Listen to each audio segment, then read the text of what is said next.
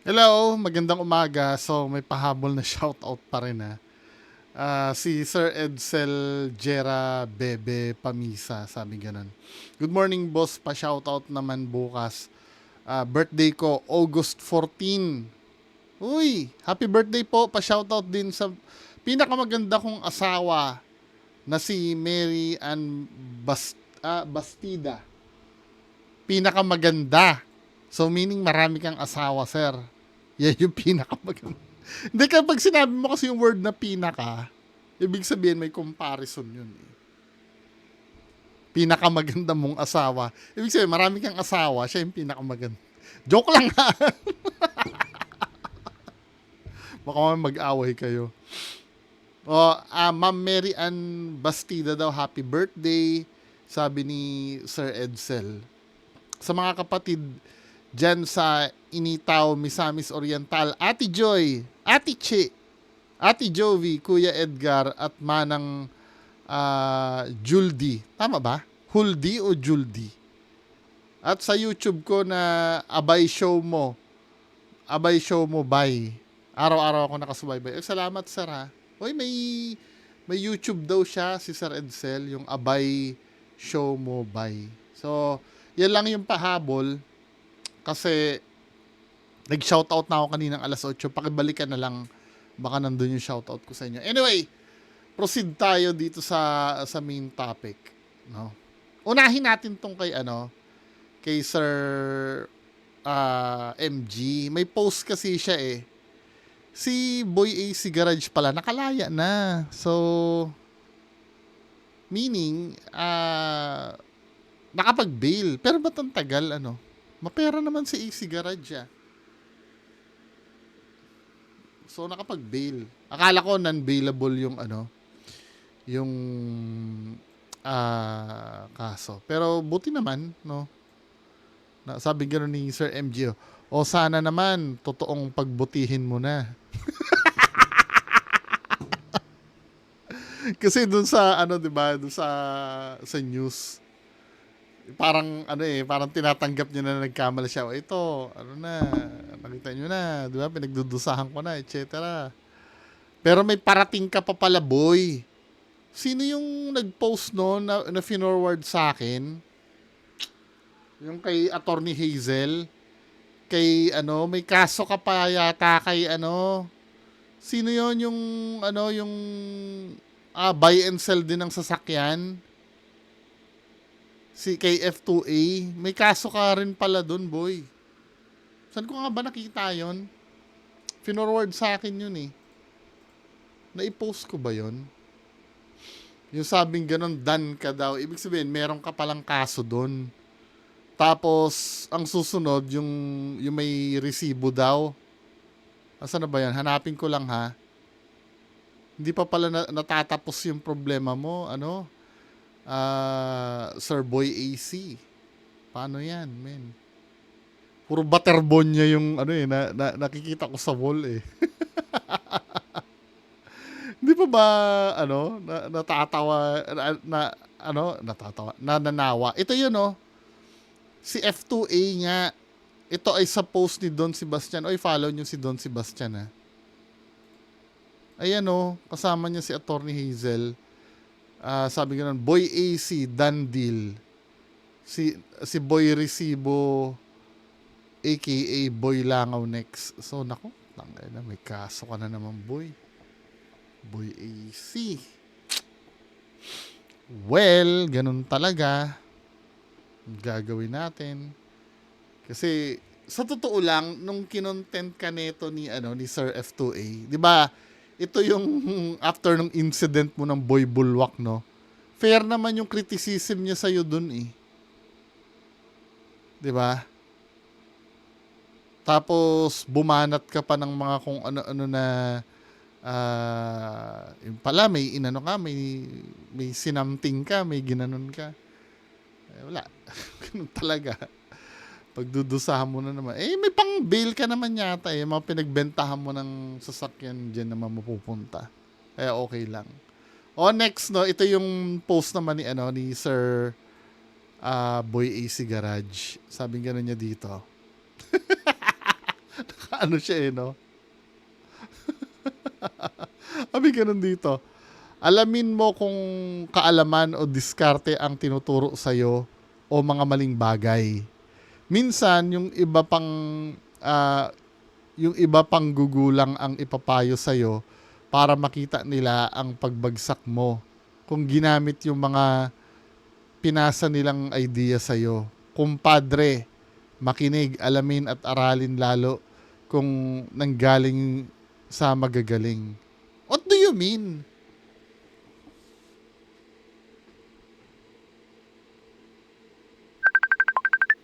Sino naman tumatawag sa akin na to?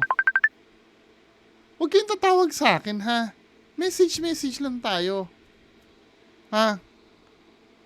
Hindi naman tama yung tatawag kayo sa akin.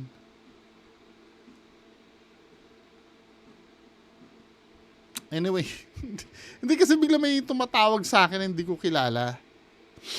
Sabi gano'n dito, alamin mo kung kaalaman o diskarte ang tinuturo sa'yo o mga maling bagay. Minsan yung iba pang gugulang ang ipapayo sa'yo para makita nila ang pagbagsak mo. Pag ginamit yung mga pinasa nilang idea sa'yo, kumpadre, makinig. Siguro ibig niya sabihin dito, suriin mo yung mga isi-share sa'yo kung kaalaman or diskarte. Siguro yon. Suriin mo. Baka ikapahamak mo. Yun siguro ibig niyang sabihin. Siguro may mga diskarte siya na kinuha sa iba, no? Tapos sumablay siya. Pagbibintangan niya, yun nagpayo sa kanya ng diskarte. Hindi na fair yun. Wala kang kasalanan? Makikita mo naman na yun kung kung mali yung pinapagawa sa iyo o hindi. 'Di ba? So yun ang lumalabas, no, na parang kasalanan ng iba yung nangyari sa iyo, yun ba yun? Baka may binibenta ng sasakyan, puntahan namin now, basta pasok po sa presyo. Ay nako, wala na. So yan, tingnan natin kung may pagbabago sa diskarte. Minsan ang pagkaligaw ang magdadala sa'yo patungo sa magandang daan. Yung mga ganitong post na mo problema na talaga ito eh. Kasi yung excuse me kasi feeling ko yung illegal possession niya hindi pa tapos yun. Piyansa lang yun eh. Nakapag-bail siya eh. Tingnan natin. No. May mga hearing pa yun at may parating pa siya kay F2A. Well, good luck sa'yo, Boss AC Garage, no? Kung ano man yung nararapat sa'yo. So, next tayo, no? Ano ba yung susunod na pag-uusapan natin dito? Ito. Yung mga ganitong video, men, yung katulad niyan, yung isang, yung nagkaroon ng holdapan sa, dun tumakas yung holdapper sa footbridge. Hindi na natin ipi-play yung video, ha? At maging maingat na tayo. Putang ina, mayayari na yata ang YouTube ko. Dami kong violation sa ganyan. Pero bakit itong GMA News, nakaka-upload? Muntinlupa, nagpambuno ang isang pulis at ang na-corner niyang hold-upper umano sa isang footbridge sa Barangay Sukat. Sugatan ng suspect matapos aksidenteng mabaril. Balitang hatid ni... Aksidente pala yon. Pero kinomend ni Saral Kalinisan ito eh. Medyo malupit din yung pulis eh. Bam Alegre. Kitang nakikipambuno ang isang lalaki sa naka-uniformeng pulis sa isang footbridge sa Muntinlupa. Biglang bumunot ang baril ang lalaki at tinutukan ng pulis. Nasalag at pilit inagaw ng pulis ang baril mula sa lalaki at aksidente siyang nabaril. May dumating na aksidente. Akala ko pinutukan siya ng pulis. Hindi pala. Baril niya rin yung nakaano sa kanya. Buti nga wala nang tamaan ng ligaw eh. Just imagine, nasa footbridge sila, no? Paano kung naitutok somewhere yan? Isang lalaki na tila tumulong. Ayon sa Southern Police District, police mula Muntinlupa ang nasa Ano yung isang lalaki? Wait lang ha. ligaw ng pulis ang baril mula sa lalaki at aksidente siyang nabaril. May dumating na isang lalaki na tila tumulong. Ayon sa Southern Police District, police mula Muntinlupa ang nasa video na si Police Staff Sergeant Lloyd Francisco. Nangyari raw ang viral video nitong Martes sa East Service Road, Barangay Sukat. Rumesponde si Francisco at dalawa pang pulis sa isang 911 hotline report kaugnay ng hold-up. Base po sa salaysay ng biktima, nung magbabaan lahat ng sakay ng jeep sa tapat po ng isang gasolinahan sa East Service Road, Barangay Sukat, Muntinlupa City, ay biglang sumakay sa jeep ang suspect at agad nagdeklara ng hold-up habang nakatutok po sa biktima yung baril. Nakuha po sa victim yung kanyang cellphone at wallet. Sa footbridge na ito, So, dahil nakasurvive pala si Kuya, mapagamot nyo pa ba yan? Tinatanong ko lang naman, hindi ko sinasabing hayaan yung madeds. Tinatanong, mapagamot nyo pa ba yan? Bad trip no? Kasi, di ba, pagka halimbawa ay nakapagpagamot yan, tapos malakas na uli, no? Siyempre, walang a-attend ng hearing niya. Nandiyan na naman sa labas yan. Kaya minsan, sa mga pagkakataon na ganyan, parang nakakaisip ka ng masama eh. Oo, masama yun ha. Yung mag-isip ng masama sa kapwa. Masama po yun. Hindi yun maganda. Pero minsan kasi, pag yung mga ganyan, yung mga ayaw lumaban ng patas, no? Yung mandadamay pa ng iba, parang nakakaisip ka na hindi maganda eh. tumakbo ang suspect matapos ang kanyang pang-hold up. Kaya dito siya hinabol at kinumpronta ng mga pulis. Hindi nagtamo ng anumang sugat o pinsala ang mga rumesponding pulis. Mabutit maagap din po at malakas ang loob ng ating pulis na rumesponde. So, bali tatlo po yung pulis natin nandun. Nauna lang po yung si Francisco Noy. Ino na yan. Brad, ikaw muna mauna. Dito kami sa baba. Baka may kasama yan. Hindi, joke lang. Joke lang yan, biro lang. Si PSSG Francisco Lloyd. Ang suspect binabantayan ng pulisya sa ospital habang nagpapagaling. Wala pa siyang pahayag sa ngayon. Sasampahan ng suspect ng patong-patong na reklamo. Ang niya, no? Ang tikas niya, putya, hindi ko na naman na-block yung video. Putang, naman eh. Ayayari na naman tayo ni YouTube eh. Sana makalusot tong video ko na to. Kabilang ang robbery, Lakas ng loob niya pang manlaban eh. No? direct assault sa mga pulis at illegal possession ng isang caliber 45 handgun. Batay po sa report, nagtamo ng tama ng bala sa leeg ang suspect at agad siyang dinala sa Sayang. ospital ng Muntinlupa. Siya po ay kasalukuyang nasa ilalim ng medical treatment at inoobserbahan po ang kanyang kalagayan. Sino magbabayad nun? Ng bill niya sa hospital? Government pa rin?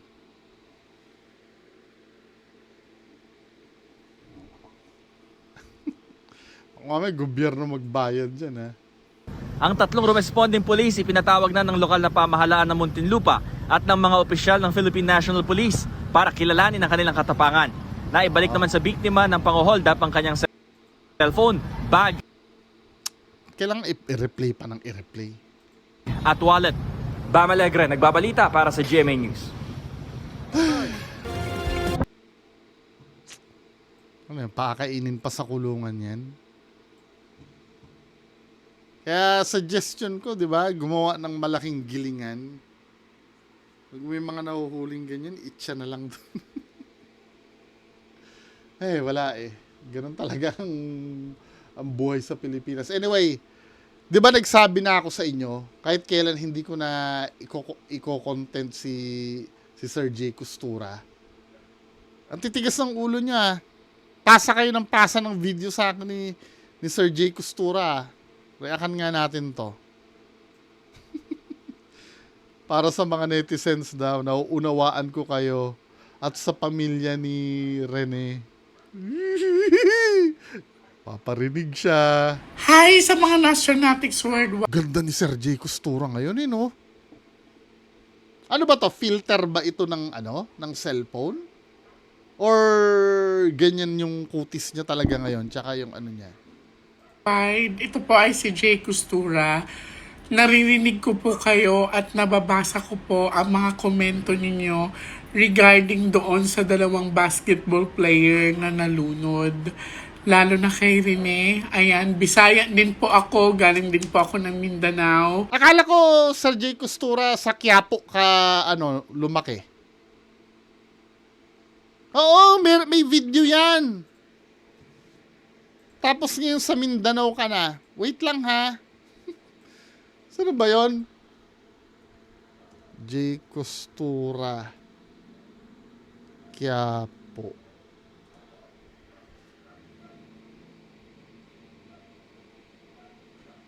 Ayan o, Quiapo, Maynila. Tapos, sa Mindanao ka pala. Ano ba talaga?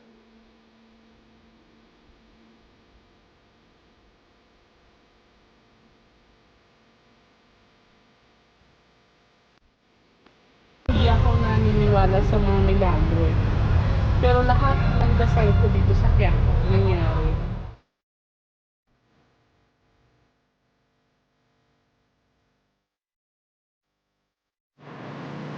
Nasa tubing matulog na kagaya nito. Walang sapin, nadadaanan ng ibang tao, at minsan, dinuduraan ka. Grabe naman yun. Tapos sabi mo taga Mindanao ka. Saan ba talaga? Hindi, ano ba yung baka naman galing siyang Mindanao, nakipagsapalaran sa Maynila. Diyan siya na malagi sa Quiapo.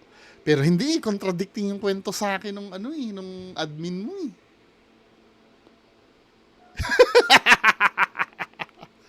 Alam niyo ba yung kwento sa akin ng admin yan? Ano daw?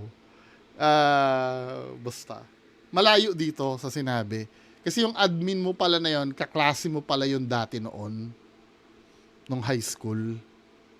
So kung kaklase mo siya nung high school, yun lang ang mai-share ko ha. Kailan ka nag-Quiapo?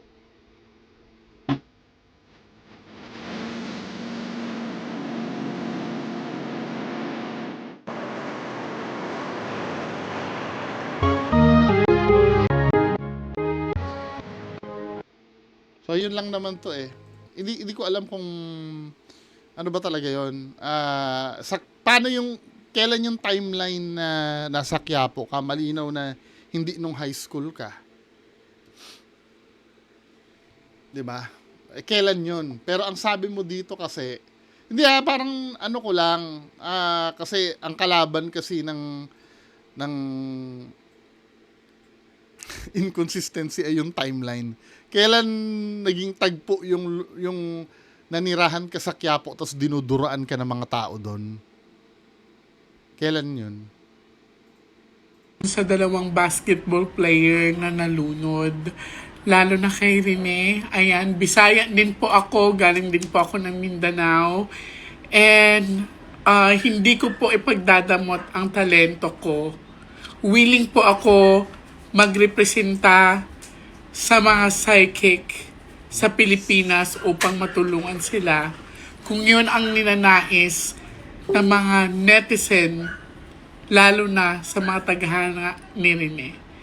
Gusto ko lang pong malaman ninyo na magagawa ko lang to pag ang pamilya mismo ang lumapit sa akin. Maraming salamat sa pagtitiwala sa akin. In Jesus' name.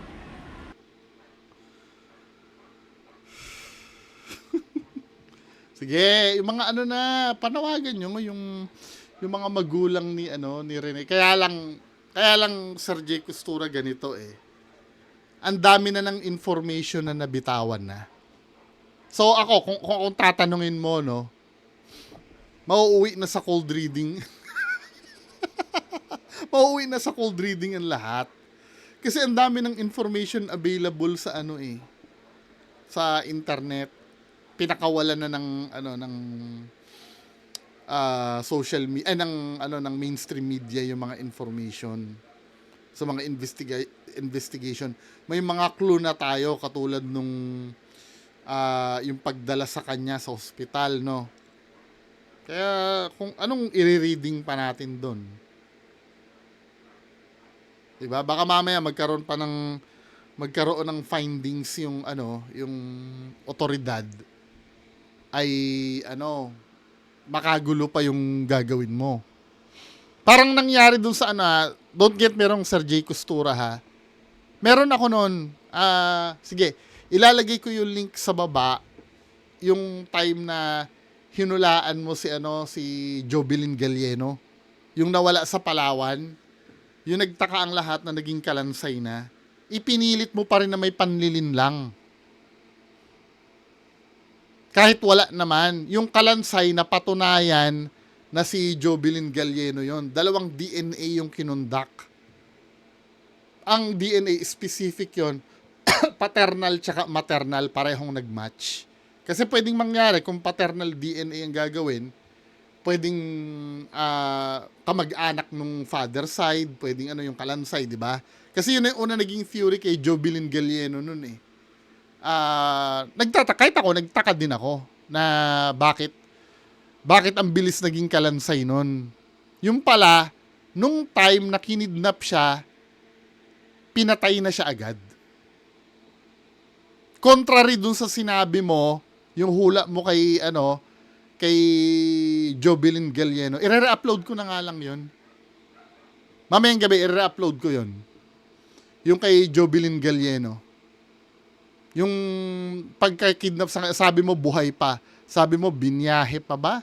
Binenta ka mo? Parang white slavery pa yung dating ka mo eh. Ang dami mong sinabi doon.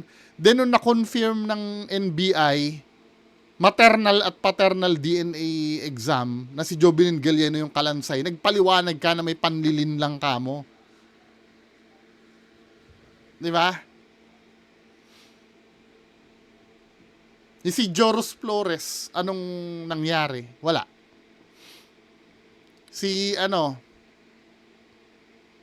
Bahala na kayo, no? Babalik na naman. Basta i-re-upload ko na lang. Hindi ako gagawa ng bagong content. I-re-upload ko na lang yung kay Jobilin Galieno. Na hinula mo dati na ang layo ng pinuntahan, na malayong-malayo doon sa official na nangyari. Pero hindi na pinansin yun ng mga supporter mo kasi sablay ka dun eh. Ang papansinin lang ng supporter mo yung tumatama ka. Tapos ngayon, aanuhin mo naman kay Rene Baterbonia. Di ba, men? Kayo, bahala kayo. Ako, excited din ako na mapanood yun. Anyway, yan lang po muna pag-uusapan natin ngayong umaga. Magandang umaga sa inyong lahat. Bye-bye.